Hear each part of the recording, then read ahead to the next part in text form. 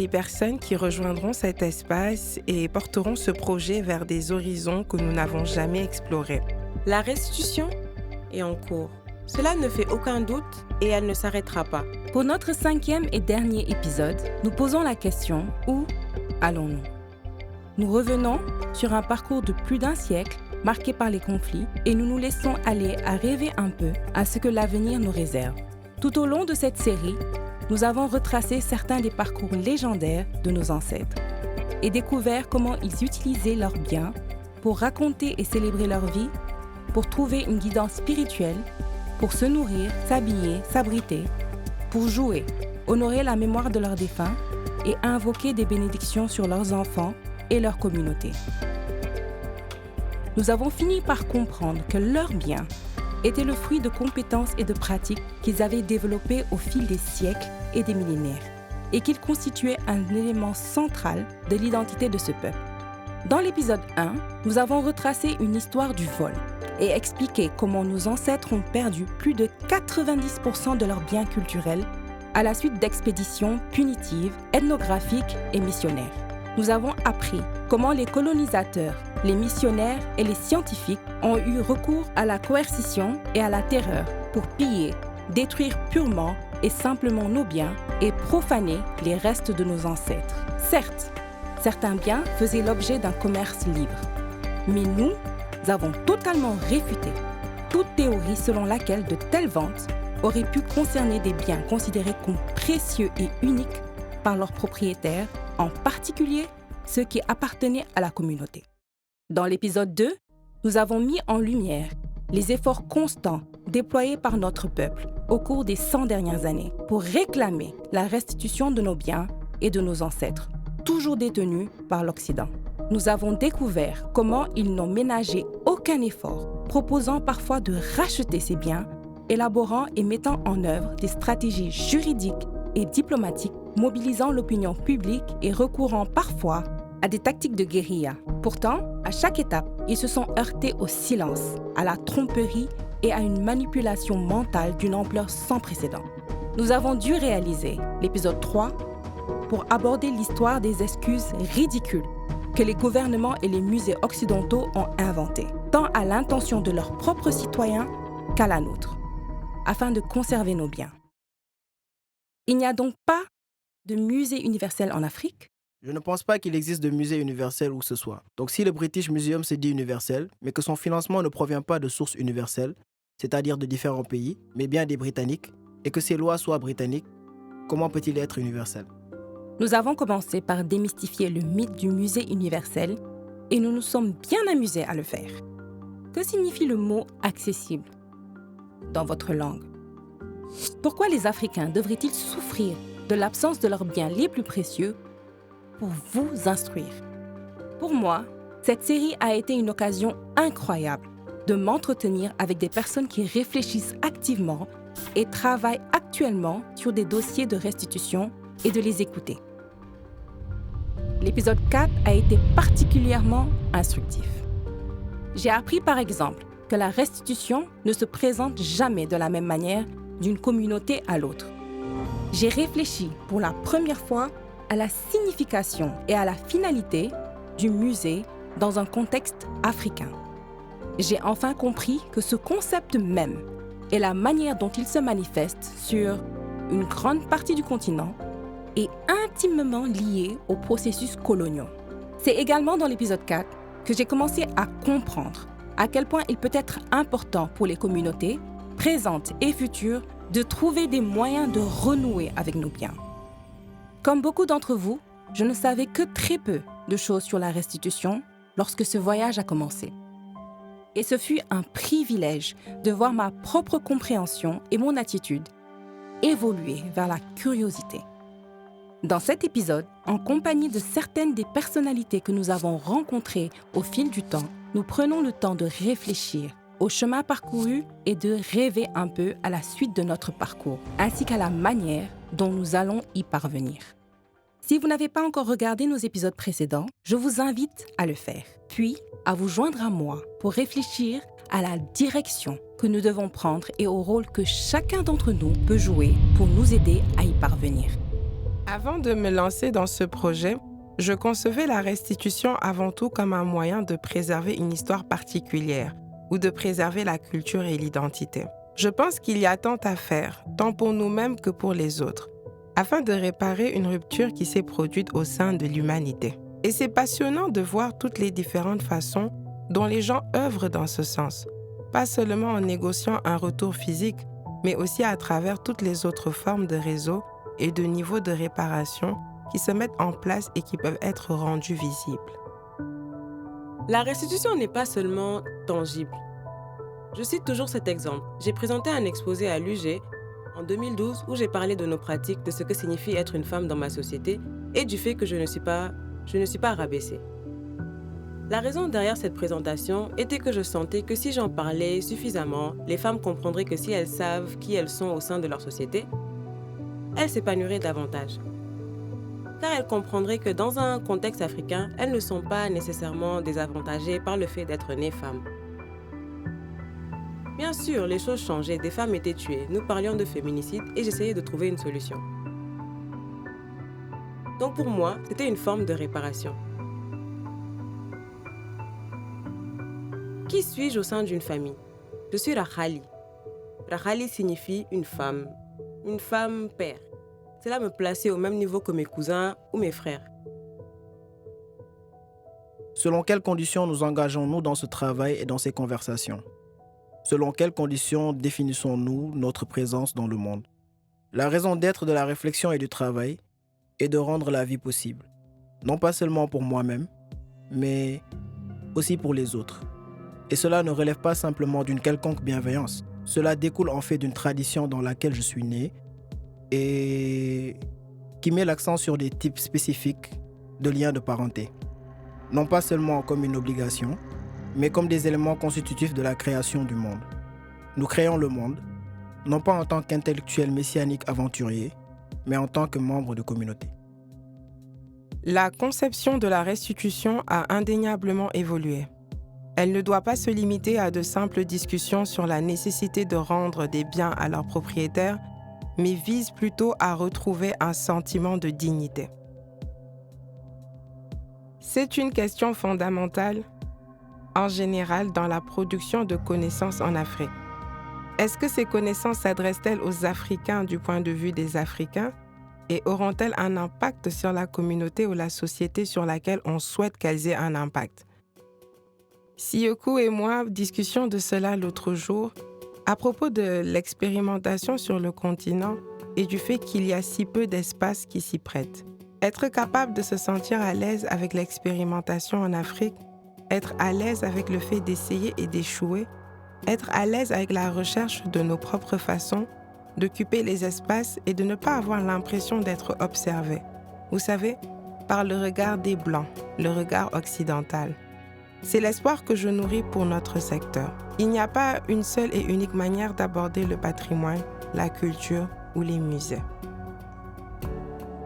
Ce dont nous avons besoin de toute urgence, ce sont des cadres qui nous permettent d'avancer en sachant clairement ce à quoi nous avons droit et ce que nous devons faire. Mais ces cadres ne doivent pas exister simplement pour l'apparence. Ils doivent être en phase avec notre environnement, ils doivent nous parler, ils doivent pouvoir prendre en compte nos façons de faire, nos modes de vie.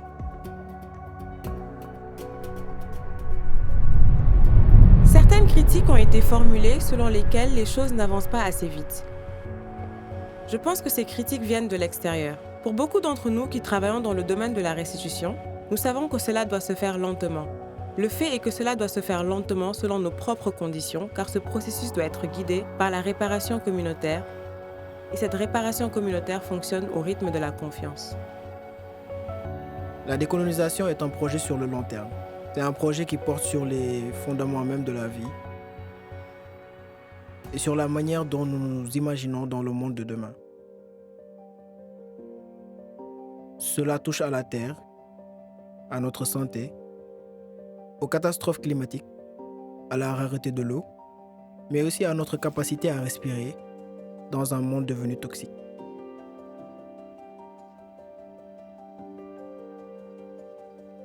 Et il se peut même que nous ne vivions pas assez longtemps pour voir se concrétiser certaines des choses pour lesquelles nous nous sommes battus. Mais cela ne signifie pas pour autant qu'elle soit moins importante, simplement parce que tous les résultats que nous souhaitons ne se concrétisent pas dans les délais que nous avions prévus. Je veux voir un avenir où la restitution ne relève pas uniquement de la responsabilité des artistes, des professionnels, des musées ou des universitaires. C'est l'affaire de tous. Car même si cela commence dans un musée, dans le sens où l'on réclame ce qui a été pris à un musée, le travail de réparation plus profond qui s'opère est un travail qui devrait concerner chaque Africain.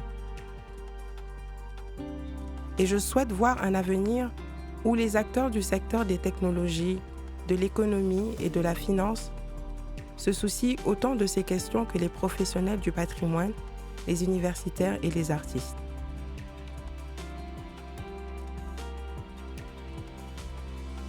Car je pense que l'avenir dont nous avons besoin en tant qu'Africains est un avenir où nous cesserons de dire que la reconstruction de nos nations est l'affaire de quelques-uns seulement.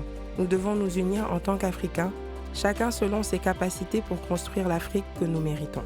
Ce que je souhaite pour cette œuvre comme pour d'autres, c'est que les Africains, tant sur le continent que dans la diaspora, disposent d'un espace leur permettant d'exprimer qui ils sont sous différentes formes et selon leurs propres termes, afin d'être des êtres souverains. Nous n'avons pas encore résolu la question du partage de l'information. Lorsque nous avons lancé Open Restitution Africa en 2020, c'était en grande partie pour répondre à ce problème. Les gens acquièrent des connaissances par la pratique, ils apprennent très vite sur le tas et ont beaucoup à partager. Mais il est très difficile de faire circuler ces informations d'une communauté à l'autre, d'un professionnel des musées à un autre. Et nous n'avons pas encore tout à fait résolu ce problème. On observe de très nombreuses conversations en Afrique entre les Africains eux-mêmes, ce qui crée un espace de partage vraiment important, car historiquement, ces échanges se faisaient toujours avec un pays européen, par exemple. Cela signifie effectivement que davantage d'informations sont partagées. Mais je pense que nous devons trouver des moyens plus rapides et plus efficaces de veiller à ce que les gens ne réinventent pas sans cesse la roue, à ce qu'ils apprennent à gérer les relations avec un pays spécifique et ses spécificités politiques. Par exemple, la restitution avec l'Allemagne est très différente de celle avec la Grande-Bretagne et il faut adopter une tactique très différente selon les pays. Et cela me rappelle à quel point les Africains doivent encore faire preuve d'une grande ingéniosité, réagir très rapidement et travailler avec des ressources très limitées.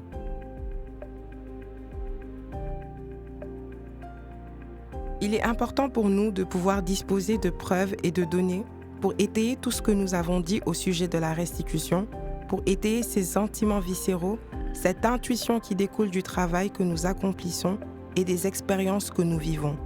Pouvoir réellement s'appuyer sur les données et dire « voilà où les preuves nous mènent, voici les tendances, voici les schémas ». Aura a créé une communauté de pratiques très solide, ouverte, consciente d'elle-même, transparente, éthique et véritablement progressiste. Ces préoccupations ont conduit le projet Open Restitution Africa à développer une plateforme de données unique en son genre, dédiée au recueil d'études de cas historiques et contemporains sur la restitution en Afrique. La plateforme comprend un outil basé sur l'intelligence artificielle destiné à aider les communautés, les praticiens et les professionnels de la culture à comprendre l'histoire de la restitution et à en tirer des enseignements concrets afin de faciliter les processus de restitution. Accédez à la plateforme en anglais ou en français sur openrestitution.africa.